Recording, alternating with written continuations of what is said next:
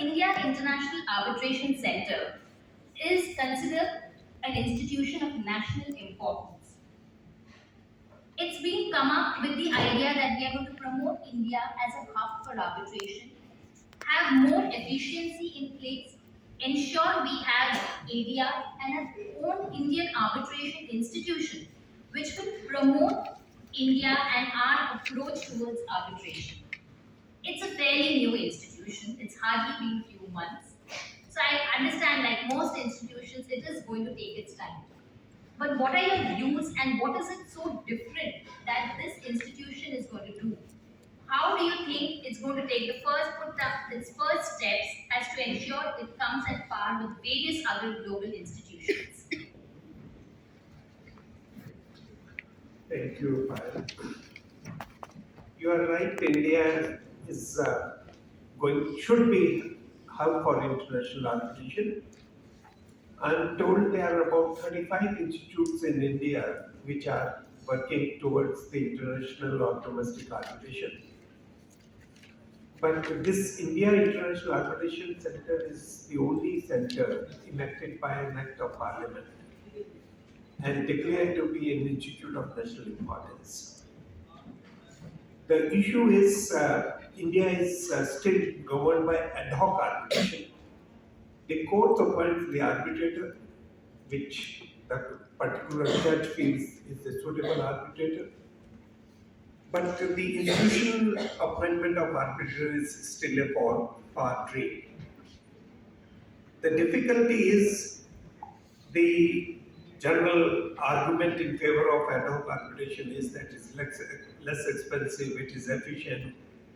But all these concepts, all these principles are short-lived. Ad hoc arbitration is where the party chosen or the court appoints an arbitrator. There is no control over the seatings.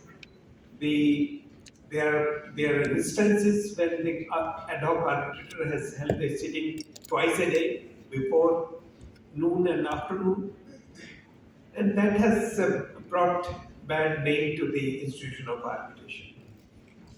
I remember a matter which came up before me when I was in Chandigarh, Punjab at Haryana High Court, where the parties have paid probably 80 lakhs as fee to the arbitrators and still the issues were not framed. The government organization was one of the respondents. So they came with an application before the High Court to terminate the mandate of arbitral tribunal. So I decided that it requires consideration, but the order passed was challenged before the Supreme Court. And in Supreme Court, instead of arbitral tribunal, sole arbitrator was appointed. The issue, what I want to say is that ad hoc arbitral tribunals don't inspire confidence because there is no control over them. They are master of their own board. They fix their hearing, they fix their tenure, the timeline. But in an institution, there will be a fixed fee. There will be a timeline during which the arbitration has to be completed. It's going to be better controlled, better regulated arbitration. Coming to the next part of the question, that how we are going to be different. No, India is a vast country. In one of the conferences last week in Delhi, arbitration weekend, one of the participants from Bombay asked me a question, are we competing with each other? I said, no. We are complementing each other in this field of arbitration. As in India, we owe a responsibility to the country to bring India on the international horizon as an international hub. That is our mandate. We don't want to compete with each other. We want to propagate India as the arbitration hub rather than a particular center in Mumbai, Hyderabad, Delhi, or anywhere else. India should grow.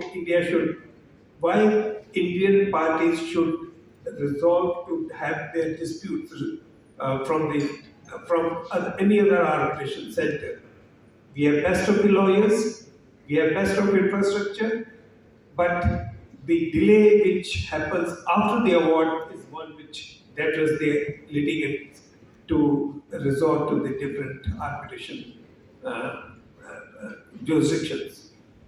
So, as Payal has said, that is a new institution. We are in the process of framing regulations. One regulation which we have framed is how to impanel arbitrators. Should be published by this next weekend. It is all ready. Then next is the conduct of arbitration proceedings. It is in the process. We are discussing within the center. After that, we'll put to those regulations for public discussion. We'll take inputs from the in-house general counsels, from the arbitrators, and from all stakeholders that how can we improve those regulations, which is to the satisfaction of all concerned. I think that is our vision. That's how we want to work there. Thank you so much, sir. Uh, I'm going to move to Sharina quickly. Sharina, as I said in your introduction, you've been on the board of LCIA. We have heard the chairperson of a new Indian institution which is coming into place. LCIA has been there for a very long time. LCIA had its offices in India also, which when shut a few years back, it came back. You had a couple of road shows in the last month. However, from the outside, it seems that the focus seems to always be on London or Europe. So, do you feel that there is a need that you have to have a focus on the other jurisdictions? I don't need to say that Indian parties are not looking at LCIA. LCIA still serves as a very good institution which resolves disputes involving Indian parties, administering it from London. But and we've seen the change happening in the institution over the 2 decades. So, what is it that needs to be done different, or what is it LCIA is doing towards its focus on other jurisdictions?